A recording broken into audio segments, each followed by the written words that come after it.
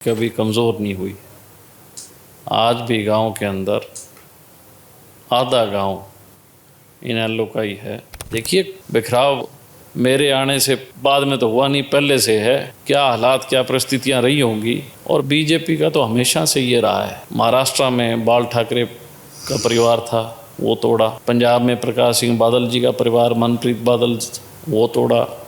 तो बीजेपी की तो शुरू से ये नीति रही है कि जिन जिन इलाकों में जो मजबूत लोग हैं उनके परिवार तोड़ो। उसी की साजिश का शिकार हमारा परिवार भी हो गया।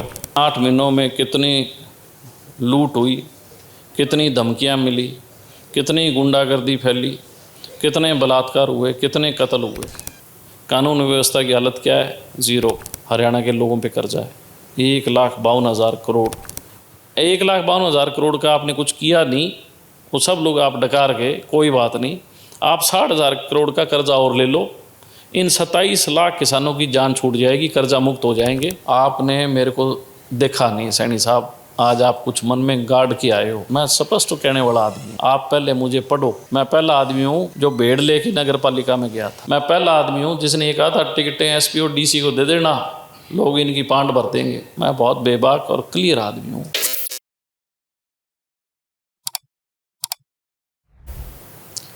नमस्कार दोस्तों, मैं हूं प्रविंदर सैनी। दोस्तों, आज हमारे साथ डबवाली से इनेलो के विधायक आदित्य देवीलाल चौटाला जी हमारे साथ हैं। लगातार अब इनेलो पार्टी एक बार फिर से पार्टी में नई जान फूंकने के लिए लगातार अब लोगों के बीच जा रहे हैं और 25 सितंबर को होने वाली रैली को कामयाब बनाने के लिए इनेलो पार्टी ने अपनी पूरी ताकत झोंक दी है। विधायक जी, सबसे पहले आपका हमारे खास कार्यक्रम में आपका स्वागत है। बहुत बहुत धन्यवाद सैनी साहब, आपका भी। विधायक जी, एक तरीके से लोग ये कह रहे थे कि इनेलो पार्टी जो है अब काफ़ी कमज़ोर हो गई है, और अब आप जिस तरीके से लगातार मेहनत कर रहे हैं, तो क्या कुछ आप लोगों की अब प्लानिंग है? देखिए, मैं मानता हूँ इनेलो पार्टी कभी कमज़ोर नहीं हुई। आज भी गांव के अंदर आधा गांव इनेलो का ही है। ठीक है, ये तो वक्त की परिस्थितियाँ हैं, वक्त के हालात के हिसाब से लोग, परिवार में जब विघटन हुआ, पार्टी अलग अलग हुई, तो लोग चले गए थे। लेकिन अब जो पुराने परिवार के लोग थे, सारे के सारे अब लोग दल से जुड़ रहे हैं, इनेलो से। उसका सबसे बड़ा कारण कि लोगों ने देख लिया कि अगर कोई सही मायने में व्यक्ति है तो अभय सिंह चौटाला है, जो ज़बान का भी धनी है और जो आज भी इतनी ताकत रखता है कि वो जन सुनवाई जो है उसके कहने से काम भी होते हैं। आपने बीजेपी पार्टी को क्यों छोड़ा, क्या वजह थी? और मैं मेरे परिवार के साथ आया। परिवार बड़ा है, पार्टी के आगे मैं मानता हूँ अगर मेरा परिवार को मेरी ज़रूरत है तो मैं मेरे परिवार के साथ था। क्या वहाँ से टिकट कट रही थी इसलिए? तो जो आदमी राजनीति करता हो, चुनावी राजनीति करता हो, वो कभी किसी चीज़ का इंतज़ार नहीं करता, उसमें खुद में इतना मादा होता है। और मेरे परिवार ने जब कॉल की और मुझे लगा कि मुझे परिवार के साथ जाना चाहिए तो मैं गया। क्या बात है। आपके परिवार में बिखराव क्यों है फिर? देखिए, बिखराव मेरे आने से बाद में तो हुआ नहीं, पहले से है। क्या हालात, क्या परिस्थितियां रही होंगी। और बीजेपी का तो हमेशा से ये रहा है। महाराष्ट्र में बाल ठाकरे का परिवार था, वो तोड़ा। पंजाब में प्रकाश सिंह बादल जी का परिवार, मनप्रीत बादल, वो तोड़ा। तो बीजेपी की तो शुरू से ये नीति रही है कि जिन जिन इलाकों में जो मजबूत लोग हैं उनके परिवार तोड़ो। उसी की साजिश का शिकार हमारा परिवार भी हो गया। लेकिन कांग्रेस तो कह रही है कि ये सिर्फ अभय के कर्मों का फल है। अबे ने क्या बड़ा काम किया है? कौन कह रहा है कांग्रेस में? भूपेंद्र हुड्डा ने कहा कि जो लगातार हमें कोस रहे हैं ये उनके कर्मों का फल है कि आज जहाँ पार्टी उनकी अब 2 सीटों पर खड़ी है। किस बात पे कोस रहे हैं? किस बात पे कोस रहे हैं? कि लगातार आप ये बात उठा रहे हैं कि अवैध भी जाते हैं कि बाबू और बेटे ने बीजेपी का राज लेकर आए हैं। तो सच्चाई है, ये तो सच्चाई है। इसमें कोसने वाली क्या बात है? ये तो हरियाणा का बच्चा जानता है। ये तो उनके जो कांग्रेस के लोग हैं वो खुद ही बोल रहे हैं। हरियाणा के कांग्रेस के लोग हैं वो खुद बोल रहे हैं, हमें कोसने की क्या ज़रूरत है। हम तो लोगों को आगाह कर रहे हैं कि इस बार इन्होंने ये तुम्हारे साथ धोखा किया, ये इनकी नीयत ही हरियाणा को लूटने की थी। इन्होंने CLU के नाम से लूटा और उसके बाद जब बीजेपी ने शिकंजा कसा और इन्हें दिखाया कि तुम लोग जेल जाओगे, तो दोनों बाप बेटे सरेंडर कर गए। ये तो कांग्रेस के MLA जो हैं, हारे हुए MLAs हैं, उनसे आप पूछो जाके, गोगी से पूछो क्या बोल रहे हो। लेकिन जिस तरीके से अब लगातार अभय चौटाला ने एक अभियान छेड़ा हुआ है कि लोग कह रहे हैं कि सत्ता में बीजेपी बैठी हुई है और आप खिलाफत जो है कांग्रेस पार्टी कर रहे हो, तो क्या ये मान ले कि आप बी टीम हो बीजेपी की, कि पहले भी आप लोगों का गठबंधन रहा है? आप सैनी साहब कब से पत्रकारिता कर रहे हैं, कब से कर रहे हैं? मैं 2012 से। अब 2025 है। आप विधानसभा के सेशन देखते हो? लोक दल के कितने विधायक हैं? विधानसभा में कितने विधायक हैं लोक दल के? 2। उसमें एक मैं हूँ। मेरी एक एक क्लिप निकालो, मैं किस पे बोलता हूँ, बताओ आप। सभी मुद्दों पर खुल बोलते हो। किसके खिलाफ? बीजेपी के खिलाफ। तो फिर जो आपने सवाल किया उसका उत्तर आपने ही दे दिया। आपका सवाल क्या था, उसका उत्तर आप ही दे रहे हो। विपक्ष भी सवाल उठा रहा है ना। आप समझदार आदमी होके और आप ये बात कह रहे हो। आपने सवाल पूछा है, अब आपके पास ही इस बात का जवाब है। मेरी तो एक एक चीज़ रिकॉर्ड पे निकालो। हम तो वो लोग हैं और उस परिवार के हैं जो परिवार, जब भी किसी की भी सरकार हो, अगर लोगों पे जुल्म और जाती हो रही है, तो हम लोग ये इंतज़ार नहीं करते कि हमें लाभ क्या मिलेगा। हम ये सोचते हैं कि लोगों के ख़िलाफ़ अगर कोई अत्याचार कर रहा है तो हम सड़क पे उतरने वाले लोग हैं, लोगों के हक और हुकूक के लिए लड़ने वाले लोग हैं। हम कभी स्वार्थ की राजनीति नहीं करते। लेकिन जिस तरीके से अब इनेलो पार्टी चल रही है, आपको पता है सवाल उठना स्वाभाविक है, क्योंकि जिस तरीके से आप लोग लगातार कांग्रेस पार्टी को टारगेट कर रहे हैं। दीपेंद्र हुड्डा भी इस मामले को लेकर पहले शायद चुप थे, लेकिन अब वो खुलकर बोल रहे हैं कि चौटाला ने क्या कुछ दिया था अभय सिंह चौटाला को, लेकिन अब वो कहाँ पर खड़े हैं, ये हालात पैदा क्यों हुए, उन्हें सोचना चाहिए इस बारे में। बात राजनीतिक के अंदर वक्त बहुत बलवान होता है। कई बारी हालात और परिस्थिति ऐसी होती हैं, उन हालातों में आपको बहुत खामियाजे भुगतने पड़ते हैं। हम लोग डरने वाले लोग नहीं हैं, घबराने वाले लोग नहीं हैं, बहुत हिम्मत और हौसला है। आज मैंने आपको अभी कही कि इस गांव में, हर गांव में 2 धड़े थे। ठीक, ये तीसरे बहरूपी आए, इन्होंने धर्म और जाति के नाम पे वोट लिया, लोगों को बरगलाया और सत्ता हासिल कर ली। लेकिन आप इसी इलाके से बिलोंग करते हैं, मैं इसी इलाके में घूम रहा हूँ। आप अभी जहाँ से आए हैं तो रास्ते में कितने गाँव के खेतों में पानी खड़ा है, कितने गाँव में पानी खड़ा है। ये इलाका किसका माना जाता था?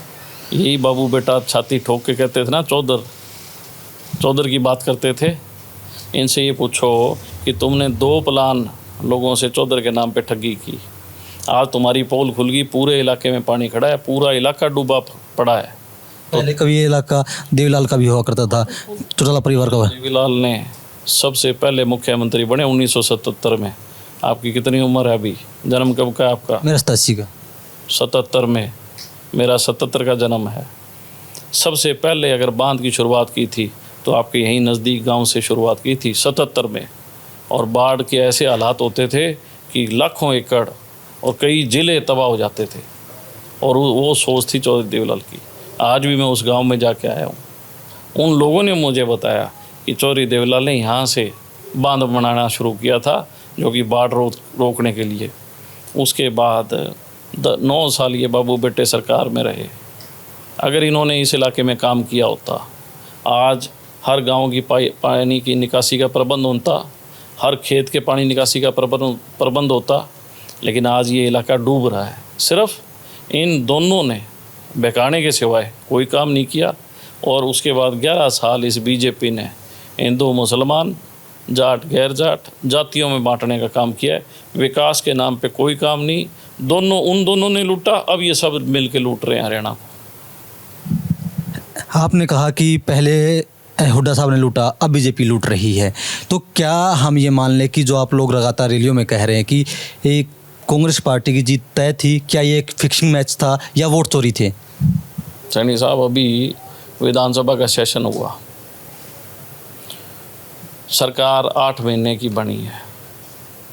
इन 8 महीनों में कितनी लूट हुई, कितनी धमकियां मिली, कितनी गुंडागर्दी फैली, कितने बलात्कार हुए, कितने कत्ल हुए।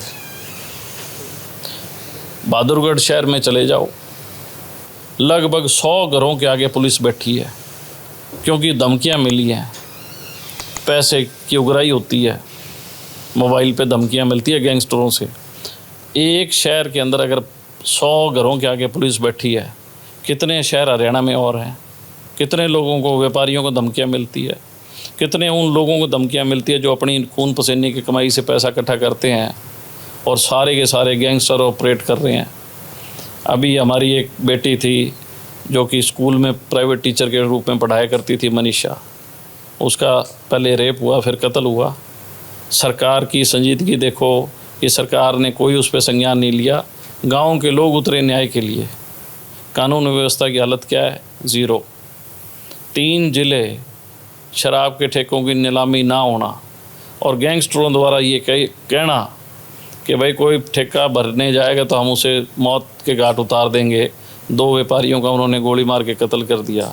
4000 करोड़ रुपए के ठेके नहीं छूटे। ये क्या ये हरियाणा का मुख्यमंत्री, हरियाणा की सरकार ऐसी होनी चाहिए? इसका मतलब क्या है कि गुंडों से सरकार मिली हुई है और या गुंडों से सरकार डर रही है। दोनों में से एक कारण होगा। सारा खेल तो पैसे का चल रहा है ना।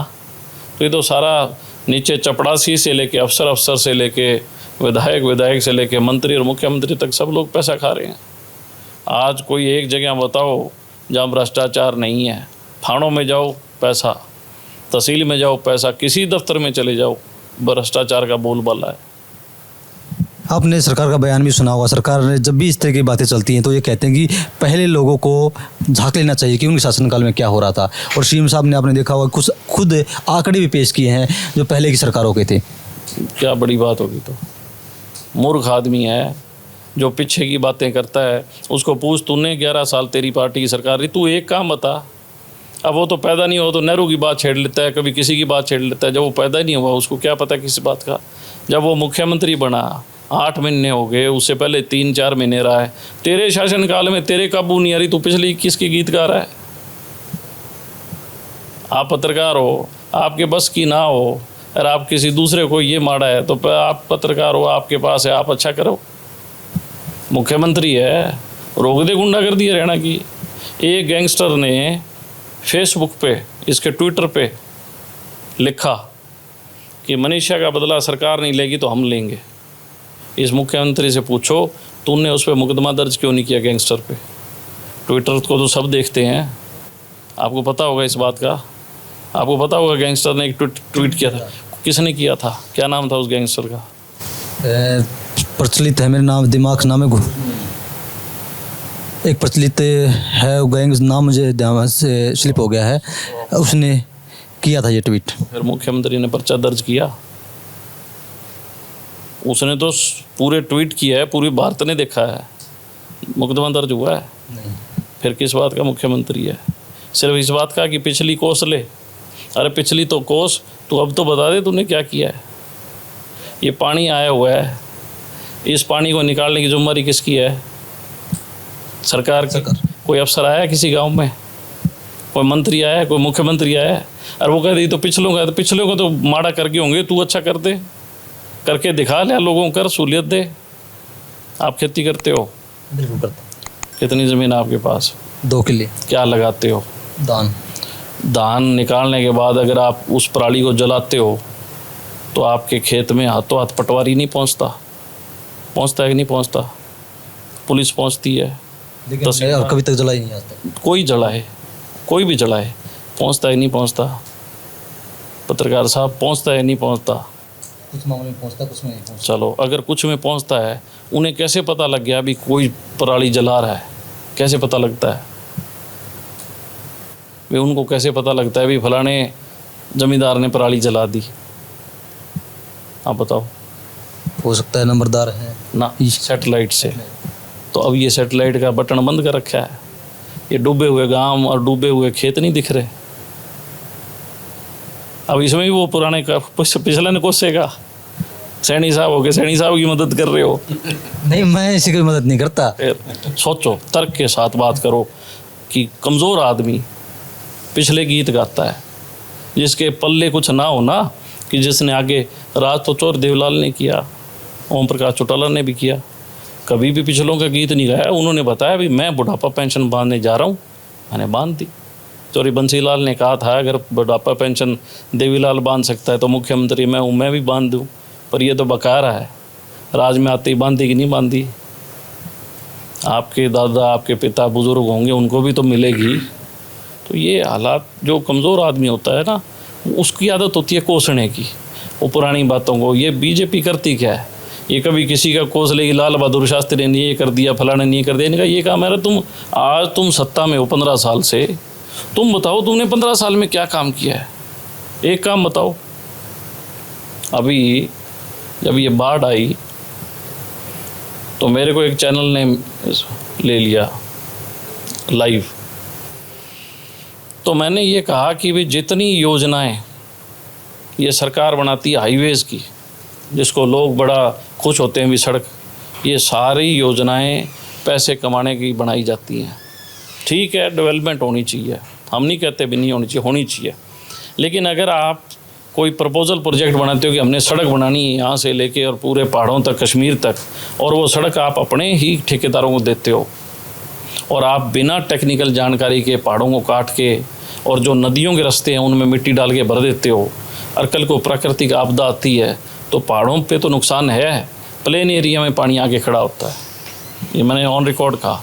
4 दिन बाद नितिन गडकरी का बयान था, जो ये मंत्री है, कि जो लोग डीपीआर बनाते हैं प्रोजेक्ट की, वो पुराने अफसर हैं जो रिटायर हो गए और घर बैठे बनाते हैं, उनको यही ज्ञान नहीं है कि भाई कल को इनका नुकसान होगा। हमारे करोड़ों के जो रास्ते बनाए हमने नेशनल हाईवेज़, वो बह गए। तो जब मंत्री ये बात कर रहा है कि भ्रष्टाचार है, तो मंत्री से मैं पूछना चाहूँगा, अभी आप लोग डीपीआर देखते हो तो आप लोग ये भी तो देखो किसने बनाई है। तो ये पूरा जो प्रोपेगेंडा चल रहा है, ये है कि लोगों को कोसो और पैसे कमाओ। सब लोग एक धंधा कर रहे हैं, करोड़ों की जायदाद संपत्तियाँ बना रहे हैं, सब काम कर रहे हैं अपना। जनता रो रही है बैठी, अपने कर्मों को क्या करेगी बेचारी। विधायक जी, पीछे एक बयान आया था, आपने सुना होगा, गोपाल कांडा का वो बयान था जिसमें मनोहर लाल जी ने मदद की बात कही थी।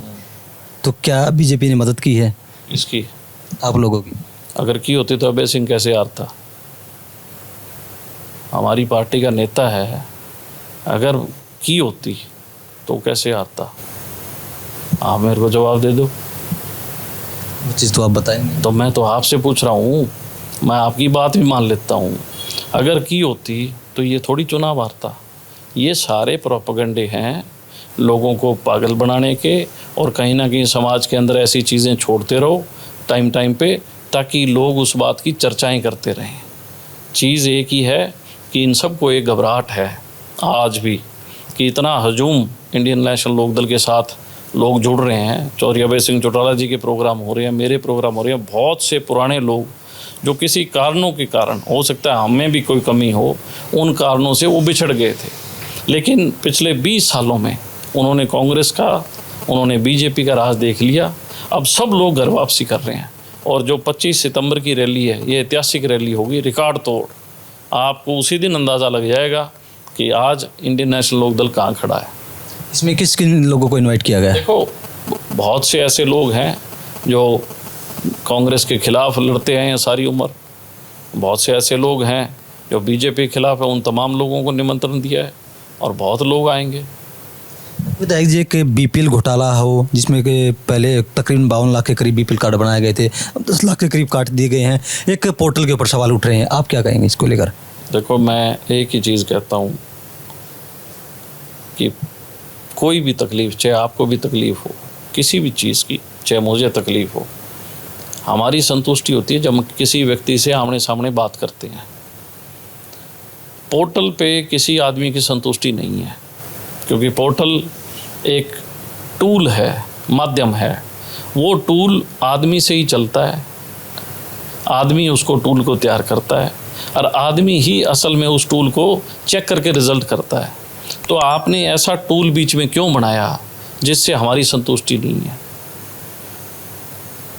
आज पूरा इलाका डूबा पड़ा है। 70% हरियाणा के किसान, 70% हरियाणा के गांव और हरियाणा की खेती पानी में लबालब है, डूबी पड़ी है। फसलें हमारी चौपट हो गई है।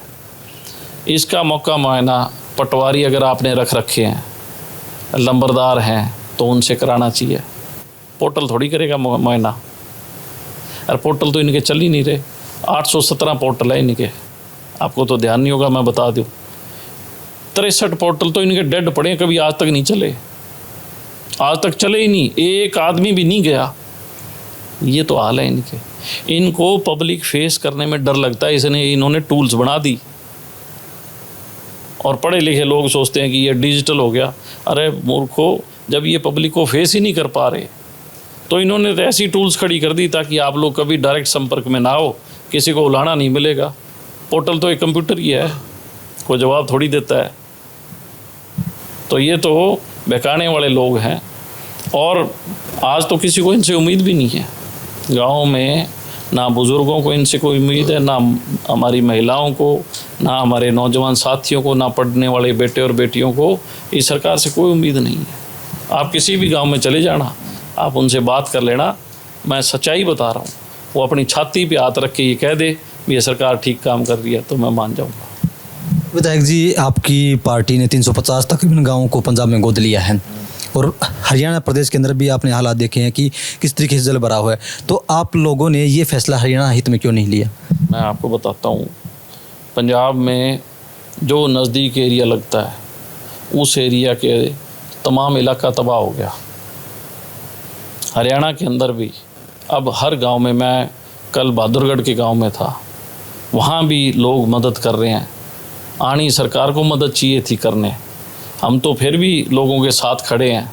लेकिन एक बात बताओ सैनी साहब, आपके मुख्यमंत्री सैनी साहब कहाँ हैं? इंडियन नेशनल लोकदल तो आज भी लोगों के साथ खड़ी है। हम तो कहते हैं, हमारी तो सरकार नहीं होती तो लाख रुपए एकड़ मुआवजा देते। जब मुख्यमंत्री ने मोदी को बुलाया यमुनानगर, इस नायब सैनी ने, और जब मोदी वहाँ आया 170 किले की खड़ी गेहूँ काट दी। 50,000 रुपये उसको उन्होंने वहाँ पे ठेका दिया। जिन किसानों की ज़मीनों को उन्होंने रैली के लिए एक रखी।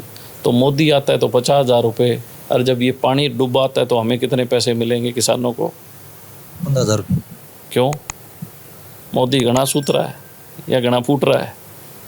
किसान हरियाणा के नहीं है, मोदी तो गुजरात का है।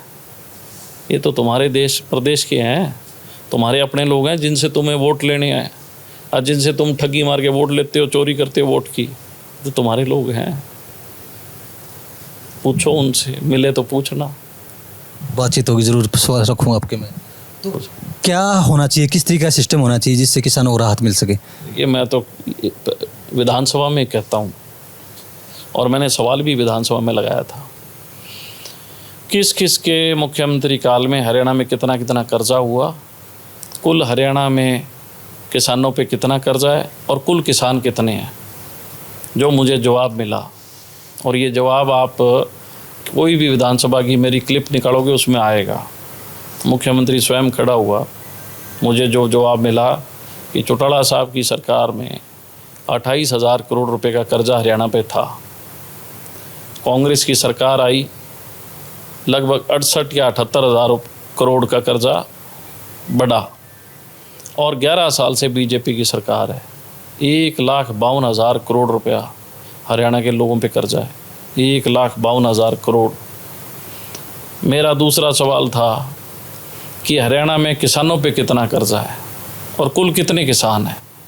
मुझे मुख्यमंत्री ने जवाब दिया खड़ा होके कि हरियाणा में 27 लाख किसानों पे 60,000 करोड़ का कर्जा है। मैंने कहा मुख्यमंत्री जी, आपने 1,52,000 तो डकार लिए, क्योंकि आपने कर्जा उठाया है 1,52,000 करोड़ का। भरना हरियाणा के लोगों ने, हम लोगों ने भरना है, सब ने। 1,52,000 करोड़ का आपने कुछ किया नहीं, वो सब लोग आप डकार के, कोई बात नहीं, आप 60,000 करोड़ का कर्जा और ले लो। इन 27 लाख किसानों की जान छूट जाएगी, कर्जा मुक्त हो जाएंगे। मेरी आपसे दरख्वास्त है, सदन के अंदर सभी एमएलए बैठे थे, कि आप 60,000 का कर्जा और ले लो और इन 27 लाख किसानों को कर्जा मुक्त कर दो। चौधरी देवीलाल ने किसानों का कर्जा मुक्त किया था। मुख्यमंत्री खड़ा होकर बोला कि किसान तो अपनी मर्जी से पैसा ले लेता है, कोठी डालता है, फिर ब्याह में लगा देता है, फिर गाड़ी घोड़े ले आता है। क्यों? किसान क्या अच्छे मकान में नहीं रह सकता? किसान अच्छी गाड़ी नहीं चढ़ सकता? क्या किसान अपने बच्चों को अच्छे तालीम, अच्छे कपड़े, अच्छी जगह शादी ना करे? ये तो इसका जवाब था। हम तो ये कहते हैं जिस दिन हमारी सरकार आई हम कर्जा मुक्त करेंगे। जिस दिन हमारी सरकार आई हम हर घर को, हर हाथ को काम, चौधरी देवीलाल का नारा था, हर सर को छत, हर पेट को रोटी, हर हाथ को काम। उस नारे को प्रफुल्लित करने का काम करेंगे। विधायक जी, आपने कई बात कही थी कि अब हम अपने पुराने परिवार को इकट्ठा कर रहे हैं, तो क्या संभावना है कि जो परिवार आपका दूसरी पार्टी में जा चुका है, क्या वो कभी भविष्य में एक हो सकता है? देखिए, वक्त जो है, मैं कह रहा हूँ, बहुत बलवान है। समय के हिसाब से क्या हो जाए आगे का तो किसी को नहीं पता, आपको भी नहीं पता, मुझे भी नहीं पता। लेकिन अच्छी सोच के साथ आगे बढ़ते रहें, लोग जुड़ते रहेंगे तो सबको मजबूरी में एक जगह आना पड़ेगा। लेकिन जिस तरीके से बयान सामने आ रहे हैं जेजेपी पार्टी के, खासकर दिग्विजय की बात करें या दुष्यंत की बात करें, तो क्या कोई संभावना दिख रही है? देखिए, बच्चे हैं वो, अभी बच्चे हैं, समय के थपेड़े पड़ेंगे तो समझदार हो जाएंगे।